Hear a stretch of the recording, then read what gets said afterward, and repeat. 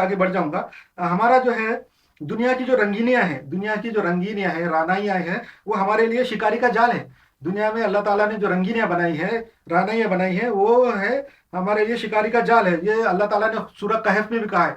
सूरह कहफ के अंदर कहा है कि हमने जो दुनिया के अंदर जो चीजें बनाई है, वो इंसानों की आजमाने के लिए बनाए। सूरह कहफ की शुरू की आयत में, पहली 10 आयत के अंदर ही है सूरह कहफ में, कि दुनिया के अंदर जो भी चीजें बनाई है हमने, और वो इंसानों के लिए इम्तिहान है, टेस्ट के लिए। तो दुनिया की रंगीनियां हमारे लिए शिकारी का जाल है।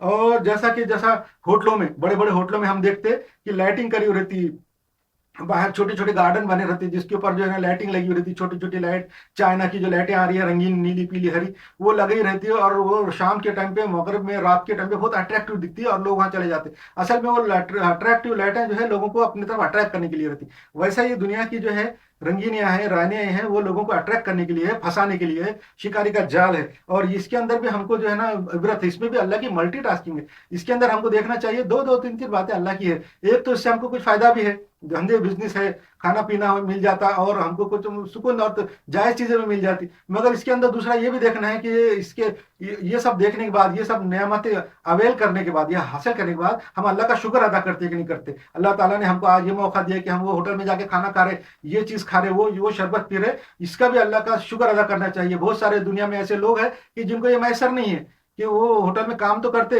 वहां पे टेबल तो पहुंचते, मगर वो चीज खा नहीं सकते। हम वहां पे जाके खा सकते, ये अल्लाह का शुक्र अदा करना चाहिए वहां पे जाके। ये भी इसके अंदर एक है। दूसरा ये है कि इसको देख के हमको अल्लाह की याद करना चाहिए कि देखो ऐसी चीज हम दुनिया में ऐसी नजर आ रही है, जन्नत का नमूना है। दुबई जो है दुनिया में जन्नत का नमूना है। दुबई जो है, अबू धाबी, दुनिया में जन्नत के नमूने हैं। इसको देख के मैंने जब ये चीज देखा, दुबई और अबू धाबी, तो मैंने सबसे पहले अल्लाह को याद किया कि देखो ये दुनिया में ऐसी चीज बना सकता है जो दुनिया की हकीकत अल्लाह के सामने मच्छर के पर के बराबर भी नहीं है। हदीसों में आता है कि पूरी कायनात की जो है हकीकत, औकात जो है अल्लाह की नजर में मच्छर के पर के बराबर भी नहीं है, इसकी कोई औकात नहीं है।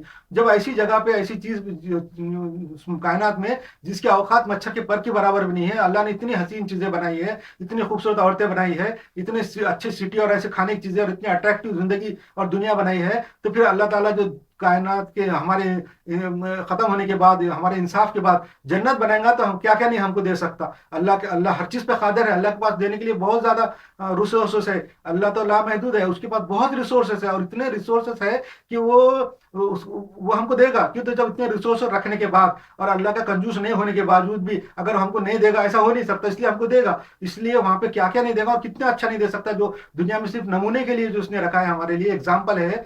तो वैसा जन्नत उसको याद करना चाहिए। ये भी इसके अंदर है कि अल्लाह का यकीन हो जाता है ये चीजें देख के, कि जो दुनिया की हर चीज देख के जो है ना ये यकीन करना चाहिए।